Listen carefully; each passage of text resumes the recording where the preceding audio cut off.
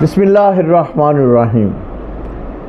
عزیزان من، میں ظفر ولی ہوں اور آپ دیکھ رہے ہیں میرا یوٹیوب چینل۔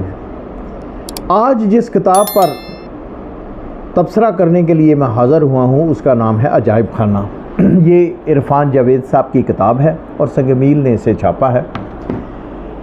عرفان جاوید صاحب کا جو بنیادی تعارف ہے وہ ایک خاکہ نگار کے طور پر ہے اور افسانہ نگار کے طور پر ہے، لیکن یہ کتاب نہ تو خاکہ نگاری پر مشتمل ہے نہ ہی اس میں افسانے ہیں، بلکہ یہ ان کے نثری مضامین اور زیادہ بہتر یہ کہنا چاہیے کہ ان کے تحقیقی مضامین کا مجموعہ ہے۔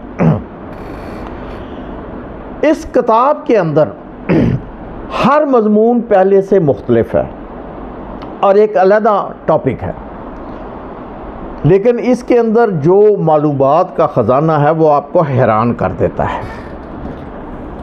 یہ کتاب آپ اسم بالمسمى ہے، یہ واقعی ایک عجائب خانہ ہے۔ یہ ایک ایسا شاہکار ہے جسے پڑھ کر انسان حیرت کے سمندر میں گم ہو جاتا ہے، اور اس کی سب سے اہم بات یہ ہے کہ یہ نہ صرف آپ کو سوچنے پر مجبور کرتی ہے بلکہ کچھ ہٹ کر سوچنے پر مجبور کرتی ہے۔ کہیں کہیں یہ کتاب ثقیل ہو جاتی ہے، لیکن معلومات اس قدر اچھوتی اور انوکھی ہیں کہ قاری جو ہے اس کی دلچسپی کم نہیں ہوتی۔ کتاب کے پہلے مضمون کا نام ہے زندگی کی گود سے۔ یہ مختلف مشاہیر اور کامیاب لوگوں کے سیکھے ہوئے اسباق پر مشتمل ہے، یعنی انہوں نے زندگی سے جو سبق سیکھا اس پر مشتمل ہے۔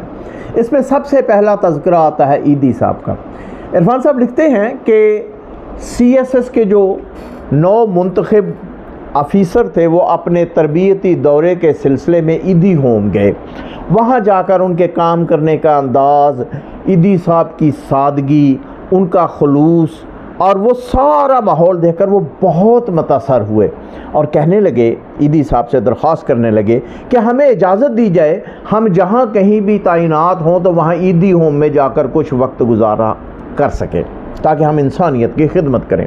ایدی صاحب نے ان سب کی طرف غور سے دیکھا اور پھر اس کے بعد کہنے لگے، آپ سب سرکاری افیسر ہیں، دکھی انسانیت چل کر آپ کے دروازے پر آتی ہے، اگر آپ ان کے مسائل حل کرنے میں ان کی مدد دیں، ان کے دکھ درد سنیں، ان کے کام کر دیں، بگڑے کام سنوار دیں، تو یقین کیجئے آپ کا دفتر خود ایدی ہوم بن جائے گا، آپ کو کسی ایدی ہوم جانے کی ضرورت نہیں ہے۔ اس ایک فکرے کے اندر ایدی صاحب نے پاکستان کی قوم کی پوری جو ہے نفسیات اسے بند کر کر رکھ دیا ہے۔ اس کے بعد عرفان صاحب آگے خشونت سکھ کا ذکر کرتے ہیں، جو انڈیا کے ایک بہت کامیاب صحافی تھے اور 99 سال کی لمبی عمر جو ہے وہ گزار کر انہوں نے وفات پائی۔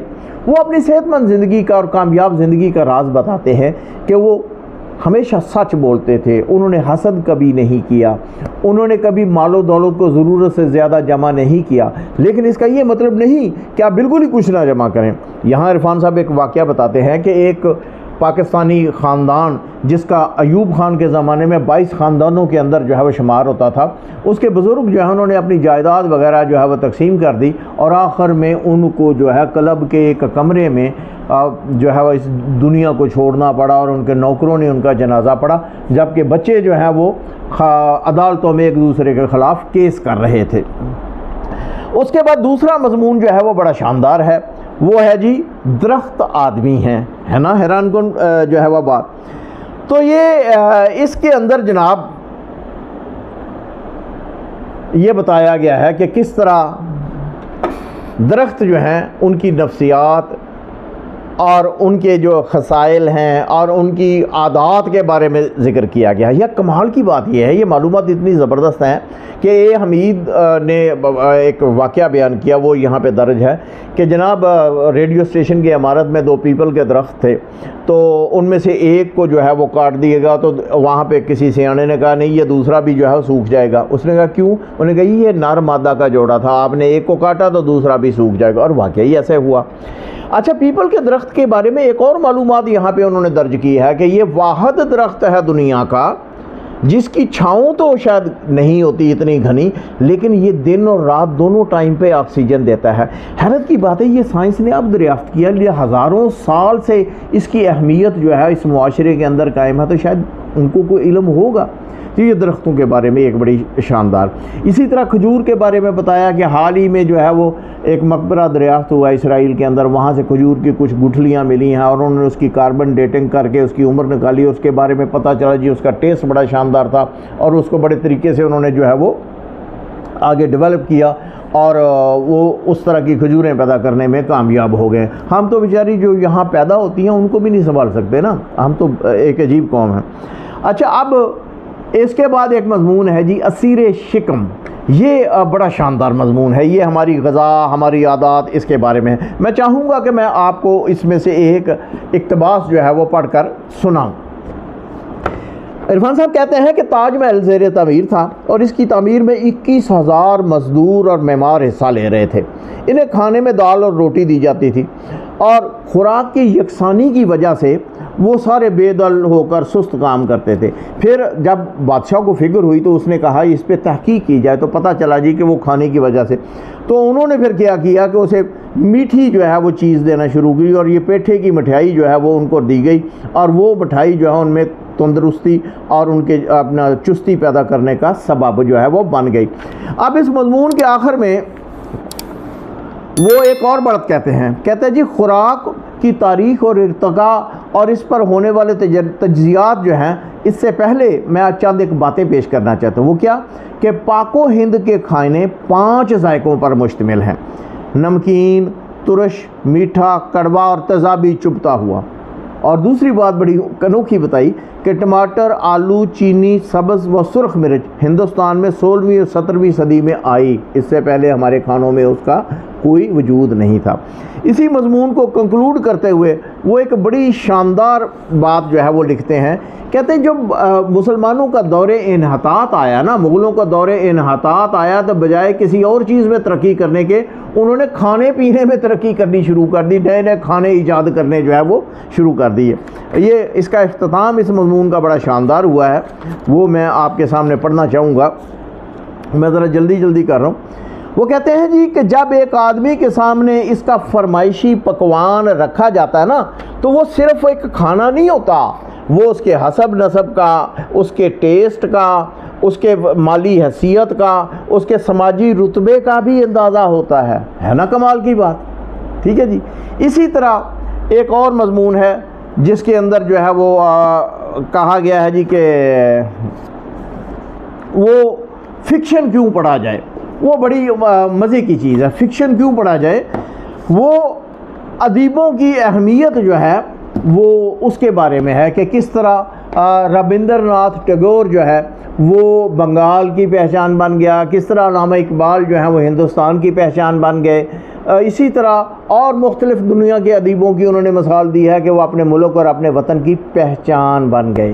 لیکن ناظرین کرام، جس مضمون نے مجھے اپنی گرفت میں لے لیا اور جس نے مجھ پر سحر طاری کر دیا، وہ مضمون ایسا ہے کہ جس پہ تمام عمر تمام دنیا کے ادیبوں نے لکھا اور حق ادا نہ کر سکے۔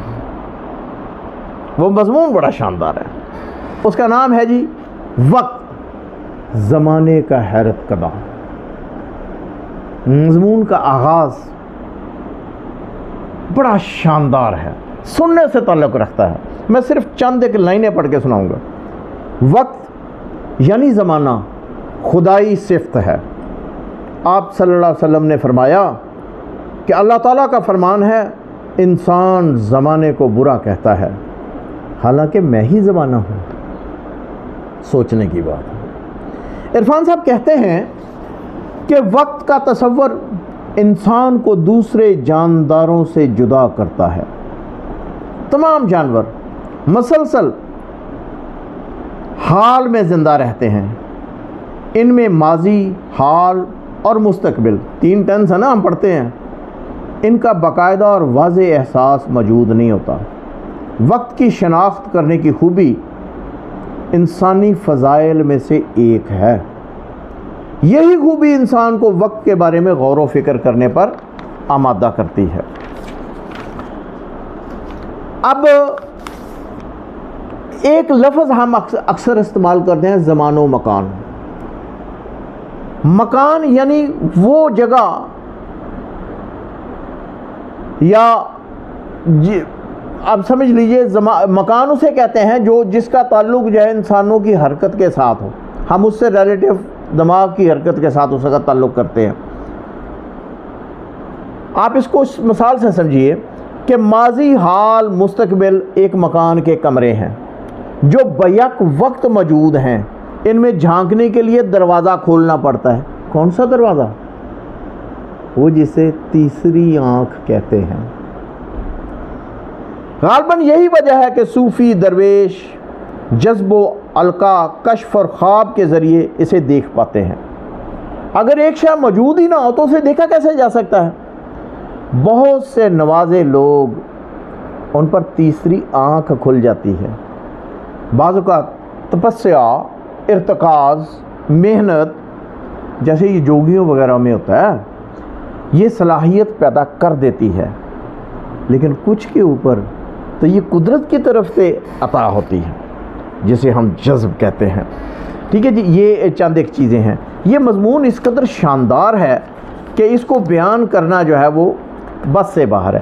پھر ایک اور بات بڑی شاندار انہوں نے، عرفان صاحب نے اپنے مضمون میں لکھی ہے کہ انسان جو ہے وہ اپنے تاثر کا غلام ہے، اور اس کی مثال انہوں نے بڑی شاندار دی ہے کہ ہاتھی تھے بندھے ہوئے، ان کے اگلے پاؤں میں چھوٹی چھوٹی جو ہے انہوں نے رسیاں باندھی ہوئی تھیں، اور دیکھنے والے نے دیکھا، اس نے پوچھا کہ یہ رسیاں توڑنے کی کوشش نہیں کرتے؟ اس نے کہا نہیں، جب یہ بہت چھوٹے تھے تو ہم نے یہ رسیاں پتلی پتلی ان کے پاؤں میں باندھ دی، ان کو پتہ چلا کہ ہمارے پاؤں کے اندر جو ہے رسیاں ہیں۔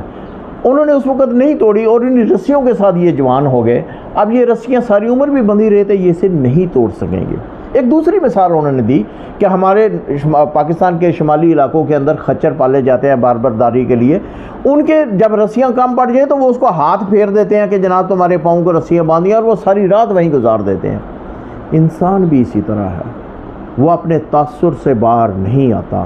ہمیں چاہیے کہ اپنے تاثر کو، اپنے فکر کو پاکیزہ کریں۔ قد افلح من زکاہا وقد خواب من دساہا وما علینا الا البلاغ۔ امید ہے کہ یہ ویڈیو آپ کو پسند آئی ہوگی۔